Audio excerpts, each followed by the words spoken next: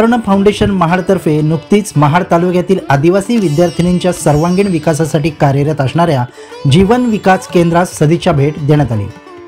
यावेळी या विद्यार्थिनींसमवेत काही क्षण व्यतीत करून त्यांचे मनोरंजन करीत त्यांना पौष्टिक खाऊचे वाटप करण्यात आले।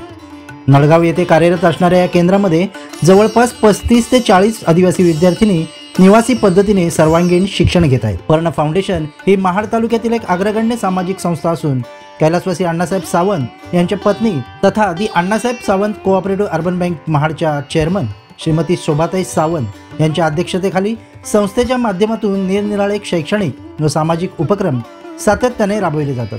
मंगळवार 25 मार्च 2025 रोजी झालेल्या या कार्यक्रमास शोभाताई सावंत यांच्या समवेत सेक्रेटरी शिवराज सावंत, डॉक्टर प्रभाकर जाधव, सिनेनाट्य व टीव्ही कलाकार सौ मानसी मराठे, नृत्य दिग्दर्शक सौ प्राजक्ता सावंत तसेच केंद्राच्या वतीने सिस्टर रेखा मेकवान, सिस्टर दिव्या फर्नांडिस, सिस्टर जसिंत पिंटो इत्यादी उपस्थित होते। सर्वप्रथम केंद्रातर्फे सिस्टर रेखा यांनी उपस्थितांना केंद्राच्या कार्याची तसेच खास करून विद्यार्थिनींची ओळख करून दिली। पर्ण फाउंडेशनतर्फे शोभाताई सावंत, मानसी मराठे आणि शिवराज सावंत यांनी विद्यार्थिनींशी मोकळेपणाने संवाद साधून त्यांच्याशी हितगुज केले। यावेळी विद्यार्थिनींनी देखील त्यांच्यातील कलागुणांचे सादरीकरण करून उपस्थितांची मने जिंकली।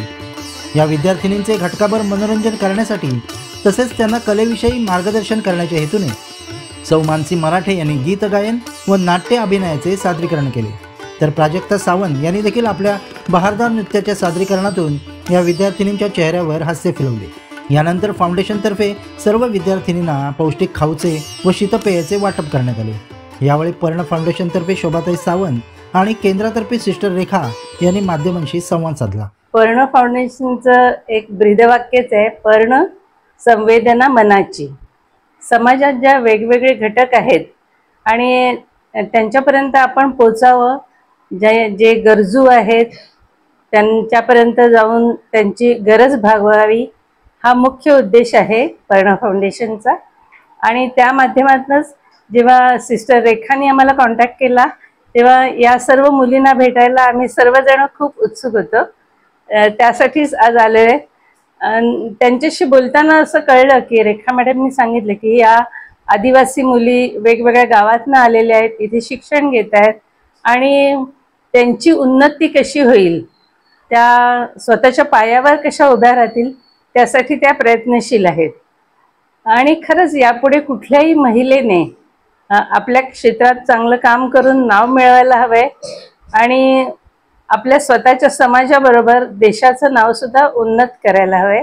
तर त्या दृष्टीनेच पर्ण फाउंडेशन या सर्व मुलींना निश्चित मदत करेल अशी मी ग्वाही देते। आज माझ्यासाठी खूप आनंदचा दिवस आहे। मी जाधव सरला आणि शोभा मॅडमला भेटली होती आणि मी राह बघती ती कधी आमच्या घरी येणार आणि आज देवाच्या योजना से हे आमच्या घरी आले। आम्ही खूप खुश आहे आणि आमची मुली भी खूप खुश आहे आणि पण फाउंडेशनला मी धन्यवाद देते। आज खूप खूप मस्त प्रोग्राम केला आणि मार्गदर्शन केला मुलीसाठी, तिचा टॅलेंटसाठी आणि जे न्यूट्रिशन फूड घेऊन आले, आम्ही आभारी आहे।